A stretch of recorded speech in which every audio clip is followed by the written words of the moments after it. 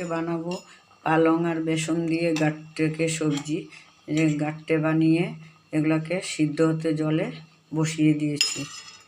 এখন ঢাকনাটা দিয়ে দেব। এই গাট্টের জন্য মশলা, এখানে 1 বাটি দই, এখানে হলদি, লবণ, মরিচ সব কিছু, জিরা গুঁড়া, ধনে গুঁড়া সব দিয়েছি, আর এখানে টমেটো পেস্ট।